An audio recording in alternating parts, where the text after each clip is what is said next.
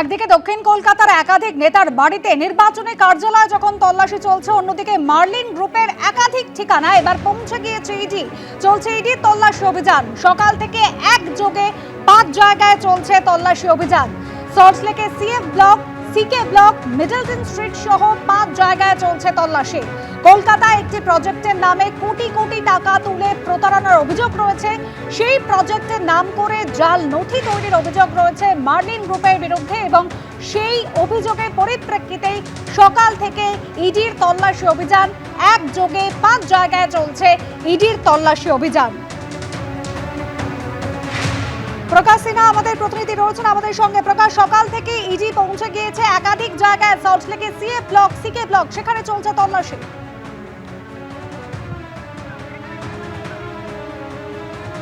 দেখো, যেটা ইডি সূত্রের খবর, সকাল থেকেই 5টি জায়গায় তল্লাশি অভিযান চলছে এবং যেটা ইডি আধিকারিকরা জানাচ্ছেন যে সম্প্রতি মার্লিন গ্রুপের একাধিক ঠিকানায় তল্লাশি অভিযান চলেছিল। তোমার মনে থাকবে, মার্লিন গ্রুপের যিনি মালিক সুশীল মেহতা, তার বাড়িতে তল্লাশি অভিযান চলেছিল এবং সুশীল মেহতার বাড়ি থেকে একাধিক তথ্য পাওয়া যায় এবং আরও মার্লিন গ্রুপের একাধিক ডাইরেক্টরদের বাড়িতে তল্লাশি অভিযান চলে।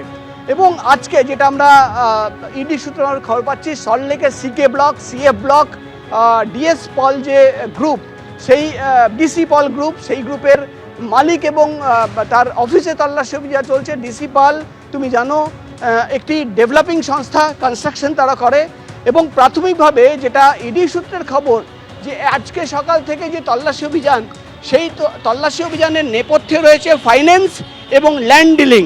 অর্থাৎ তোমার মনে থাকবে যে অভিযোগ উঠে এসেছিল যে একটি জমি জোর করে দখল করে নেওয়া হয়েছে, কিছু জাল নথি তৈরি করা হয়েছে, এমনই অভিযোগ কিন্তু ইডি তরফে আনা হয়েছিল এবং সেখানেই সেই তদন্ত করতে গিয়ে ডিসি পাল গ্রুপের নাম সামনে আসে, তাদের ইনভলভমেন্টের কথা শোনা যায় এবং একজন চার্টার্ড অ্যাকাউন্টেন্টের নাম আসে, যেখানে ফিনান্স এবং টাকার লেনদেনের হিসেব রয়েছে।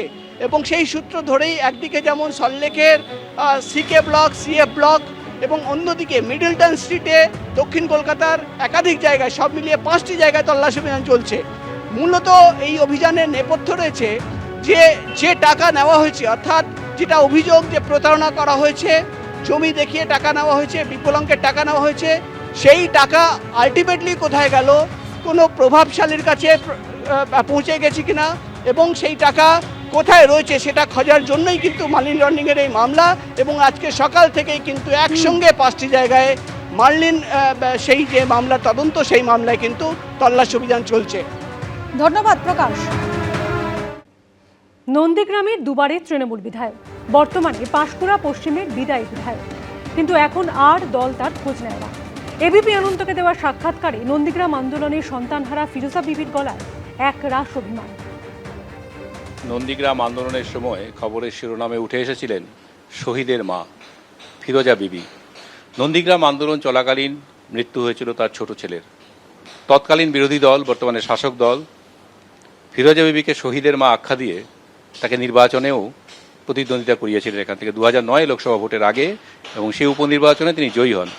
আপনি প্রত্যক্ষ রাজনীতি করেন এখন? আর এখন আমি কাজ শেষ হয়ে গেছে, আমার সময় ফুরিয়ে গেছে। আমি তো তখন টিকিটও চাইনি আর দাঁড়াতেও চাইনি। আমাকে তখন দল ভালো মনে করে ছেলে দিয়েছিল, আমি সসম্মানে উত্তীর্ণ হয়েছিলাম। তারপরে আমাকে আবার পাঁশকুড়াতে পাঠালেন 16 সালে। পাঁশকুড়ার অফিসে টিকিট চাইনি আমি, তাতেও দিলেন। 2016তে দিয়ে তারপরে আবার 2021-এও দিলেন। তারপর 2026 যা পড়লো, তার একেবারে আমি অচল হয়ে গেলাম। আর দলেরও কোনো যোগাযোগ নেই আর আমার কোনো কদরই নেই। এখন এই যে আপনি অসুস্থ অবস্থায় রয়েছেন, এখন দেখভাল করে দল? দল এমন দেখভাল করে যে খোঁজ খবর নেয়নি। মানে আপনার সম্পর্কে জিজ্ঞাসাও করে না কেমন আছেন না আছেন? না, কে জিজ্ঞেস করবো? আপনার এখন হাঁটতেও কষ্ট হয় নাকি? হ্যাঁ, আমি তো যেতে হাঁটি, ওয়াকার নিয়ে হাঁটি। আর রাজনীতি করতে পারছেন না যখন, তখন কি আপনি যোগাযোগ করেছিলেন দলের সঙ্গে, যে দল যোগাযোগ করলো না? আমি মানে সরাসরি দিদির কাছে যেতে পারিনি, তবে নেতৃত্বদের কাছে গেছি। ওনারা বলেছেন তুমি দিদির সঙ্গে কথা বলো। আমি তো দিদির কাছে যেতে পারছি না, দিদির কাছে বারে বারে চিঠি দিয়েছি, তার কোনো উত্তর নেই। এখানে নন্দীগ্রামেও তো তৃণমূল কংগ্রেস আছে, তারাও খবর নেয় না। না, আপনার এটাকে পীড়া দেয় না, কষ্ট দেয় না যে যাদের জন্য আপনি এতটা করলেন, ছেলেও হারালো, ওরা একসময় আপনাকে খুব গুরুত্ব দিল, আজকে একেবারে ভুলে গেল? আর পীড়া দিলেও করবো কি, আমার ভাগ্যে ছিল। হসপিটালে থেকে এলাম, কোনো খোঁজ খবর নেই দলের। এখন আপনার কি কখনো মনে হয় যে সেই সময় তৃণমূল করে যাওয়া, এই সমস্ত করাটা সেই সময় ভুল ছিল? আজকের দিনে দাঁড়িয়ে মনে হয় সে সময় ভুল ছিল না। সে সময় জমি জায়গা বাঁচানোর জন্য মানুষ বেরিয়েছিল, আমিও বেরিয়েছি তখন। যে সম্মান, যে সহযোগিতা যা পাওয়া উচিত ছিল এই সময়ে এসে, অসুস্থ অবস্থায় এসে, সেইটা আর পাওয়া গেল না। আমার দরকারও নেই কিছু, আর কি বলবো। আপনার অভিমান হয়েছে? না না, কারোর সঙ্গে অভিমান করে কি মাটিতে হাত ঢেলে খাওয়া যায়? আমার অভিমান ভাঙাবে কে? ভোটের বাকি আর মাত্র কয়েকদিন, তার আগে চলছে জোর কদমে প্রচার। কিন্তু এই গরমে কি খেয়ে ফিট থাকছেন হাবড়া তৃণমূল প্রার্থী, নিজেই জানালেন এবিপি আনন্দকে। দুর্নীতির মামলায় 1 বছরেরও বেশি সময় জেলে ছিলেন। জামিন পাওয়ার পর বছর ঘুরতেই শটান ভোটের ময়দানে হাবড়া তৃণমূল প্রার্থী জ্যোতিপ্রিয় মল্লিকের তাই দম ফেলার ফুরসত নেই। সাত সকালে ভাত মাছ, তারপর আদা জল খেয়ে নেমে পড়েন প্রচারে। আমি খেয়েছিলাম, ভাত খেয়েছিলাম, অল্প ভাত খেয়েছিলাম সকালবেলায়, একটু কোনো জায়গায় মাছ, সেই 50 গ্রামের মতো মাছ একটা খাই। পরিশ্রম করতে হবে, লোড নিতে হবে, হালকা খাবারটা সব থেকে ভালো। হাবড়া তৃণমূল প্রার্থীর রোজকার রুটিনে তেমন হেরফের হয় না। সকালে প্রচার, বেলায় বৈঠক, তারপর খাওয়া দাওয়ার জন্য ছোট্ট ব্রেক, বিকেলে আবার প্রচার। দুপুরে পাতে থাকে চিড়ের পোলাও বা সুজির পোহার মতো হালকা খাবার, তবে রাতে ভরপেট খাবার না হলে চলে না। ডিনারে জ্যোতিপ্রিয় মল্লিকের পছন্দ ভাত অথবা রুটি, সঙ্গে থাকে ডাল, সবজি, মাছ। পুষ্টিবিদরা বলছেন ভাতে থাকে ক্যালোরি, শরীরে প্রোটিনের যোগান দেয় ডাল, ডালে থাকে আয়রন এবং প্রচুর ফাইবার, শাকসবজিতে থাকে ভিটামিন, খনিজ পদার্থ ও ফাইবার, মাছে থাকে ভিটামিন এ এবং বিপুল পরিমাণে ক্যালসিয়াম এবং ক্যালোরি। উত্তর 24 পরগনা জেলা রাজনীতির সঙ্গে যুক্ত রয়েছেন, চতুর্থবারের জন্য প্রতিদ্বন্দ্বিতা করছেন, এত পরিশ্রম কেন করতে হবে? আপনি তো অনায়াসে জিতে যাবেন। না, জিতবো তো নিশ্চয়ই, কিন্তু পরিশ্রমটা করার একটাই কারণ হচ্ছে যে মানুষের কাছে একবার রিচ করা, পৌঁছে যাওয়া।